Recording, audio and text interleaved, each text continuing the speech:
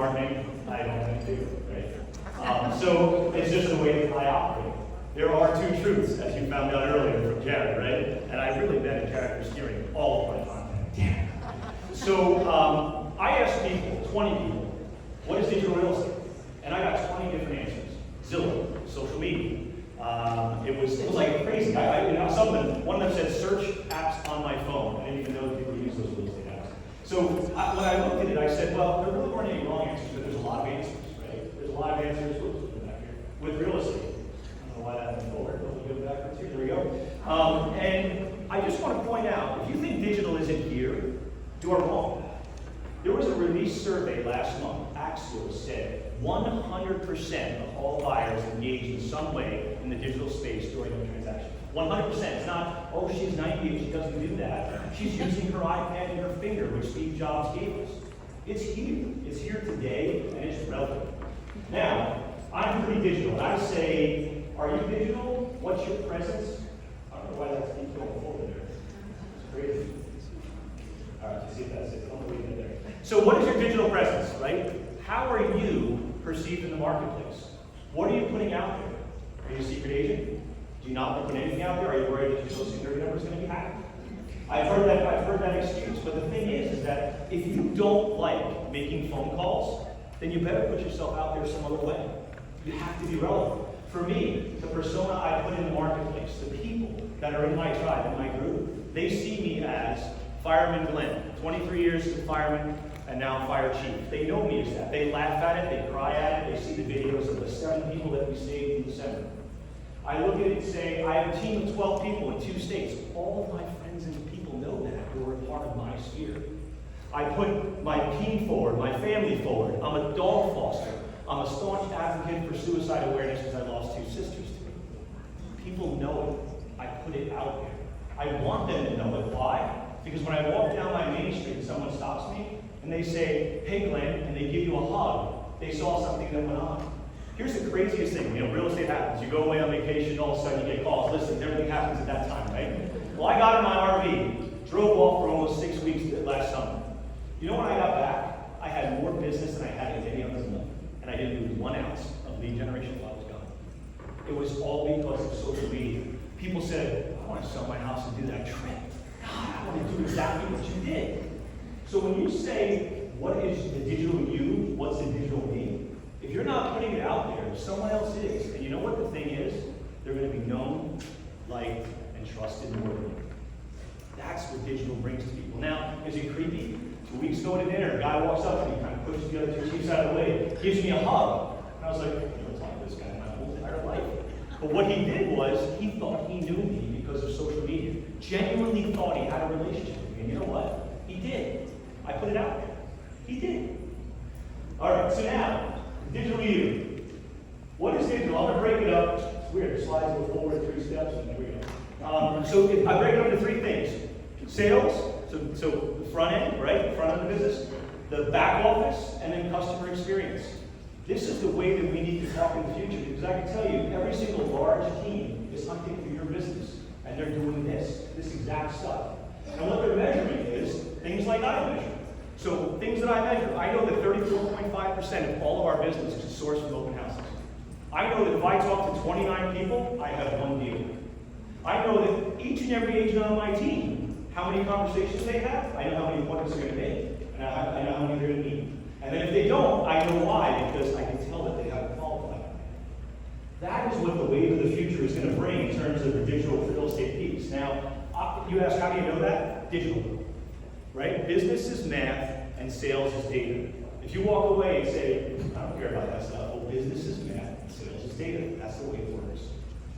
So when I talk about our business, prospecting, so prospecting is our business. I tell this to my team all the time, make no mistake, our entire business is around prospecting. Because what happens when you don't prospect?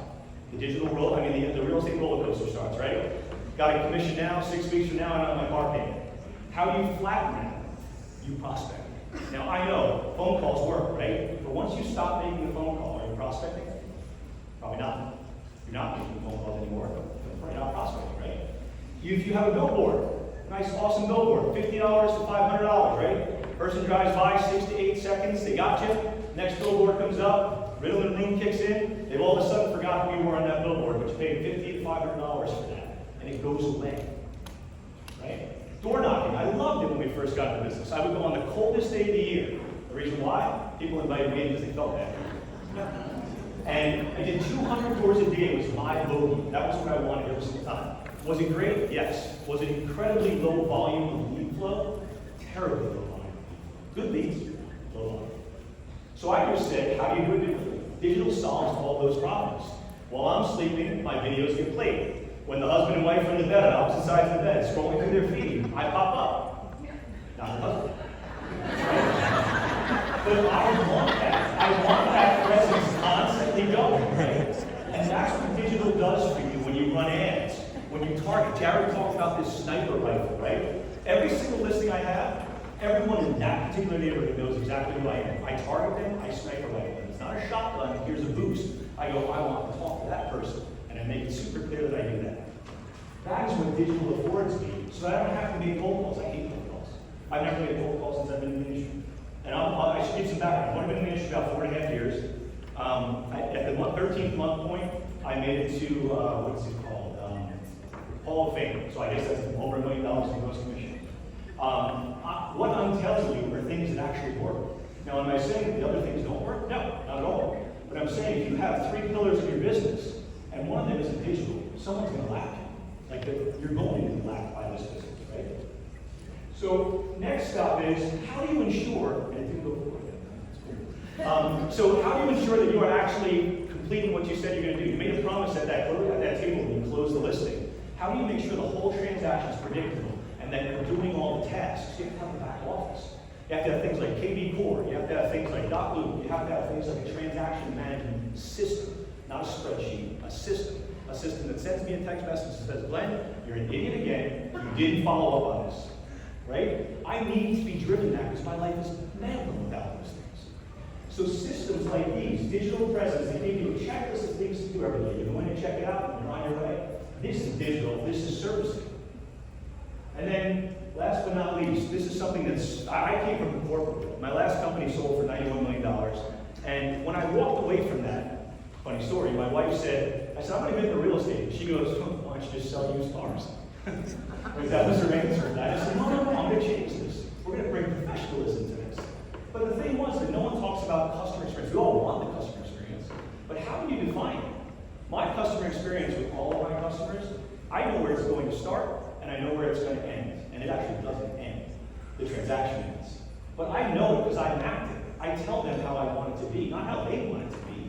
Because if they wanted it to be, it would be, they forgot to make a deposit, they forgot to do this, they forgot to do that. No, I present them a dashboard. When they get into our environment, they immediately get a dashboard, digital, right? They self-service. You know what that does for the agent who's really busy?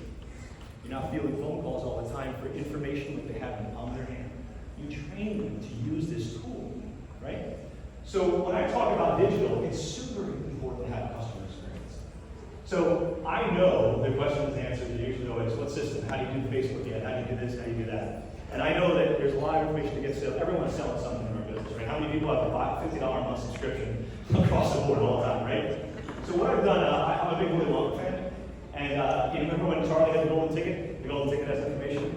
So for my next slide, I actually put in there what I call the golden ticket. And that is a website. And the website, I want nothing from you. What I want is all of the people in this room. So I'm so grateful for Remax, right? I came to Remax from another company, the yellow one, and it was not a great experience. But when I came here, my business quadrupled, and it is. And that's the point of why we're all here today, right? We want our business to be better. So in this next slide, I have two QR codes. One is on the left, if you want to ask me anything, my full contact information. To the right is a website that tells you every system I use and how I use it. And when you have a question, hit the one on the left and ask me how you can use it. I'm not selling anything. All I know is that if I'm doing a transaction with one of you, I want you to have these systems because I know it's going to be way better than what I have to experience with some of the Yellow agents. So. Okay, we've got about 5 minutes for Q&A. What questions do we have for both of our panelists? Okay, hello everybody.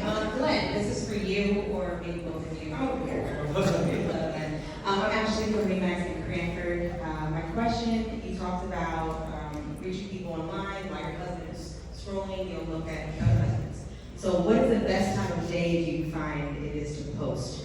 Like, should I be posting at 10 p.m.? Are you finding that you get the reach at the same time as posting at 6 in the morning or posting at 12 p.m.? Because I'm trying to figure that out for me, so I want to know what your perspective is. Well, for me personally, usually I go on, I try to go on social media twice a day, usually first thing in the morning and then later at night. And I seem to get a lot more engagement when it's sort of like post something, first thing in the morning, for me personally. Probably Glenn, you have something else that you... Yeah, and I'll just say that there's a lot of science about it, and there's platforms, and the platforms depend on which one you post. I will tell you that I post whenever I feel like it. That's my answer, right? And I had, I think, 48 total source leads last year. There's some inbound. When I say I don't make cold calls, I make warm calls to people that reach out to me on social media. That's where most of the deals come from. But I post a lot because I know the algorithm's not going to present me 10 times to the same person.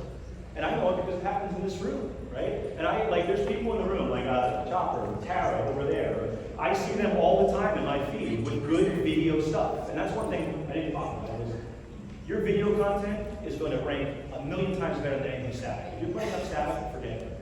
Go to video. It's the win every single time. Video wins every time. I did almost 10,000 videos last year. Videos win every time. Perfect. Who else? Anyone in the back? Hi, I'm Lenny with Remax and Cranford Law. So my question to you both was, so you mentioned like customer engagement and different ways to commence or restart a conversation or just re-engage, right? Out of all those, like hosting customer appreciation events or certain posts or whatnot, whatever it is, which ones do you feel are more engaging, I suppose, or which ones are more conducive to kind of attracting just that interaction? So you're asking which ones have I been more successful with? More successful or conducive. For me, like I almost have a little system. Like after I close on them, I go, okay, we'll visit. I mark things in my calendar, what I have to do. I always, I think I mentioned before, what's really been working for me a lot lately is I'm constantly texting them now once I have a relationship with them. And just meeting up with them for a cup of coffee, for breakfast. I know it's time consuming. I know it can get expensive, but it's worth it. Because you've got that relationship, that rapport going with them, and they will always think of you and refer you to their friends and family. That has what is working for me. Yeah, and I particularly like apology calls. I call up and apologize for being the bad person that didn't call. Or a text that stimulates something. Like I love the you don't call, you don't write, we don't talk anymore text. I love that text. So things like that. But all of it has some kind of, they can't not reply. And remember, these are your family. Call. Like they're in your client base, right? Call. And they enjoy getting those phone calls from you. They really, really do. So don't feel like, oh, if I don't call, what are they going to say to me? They love that.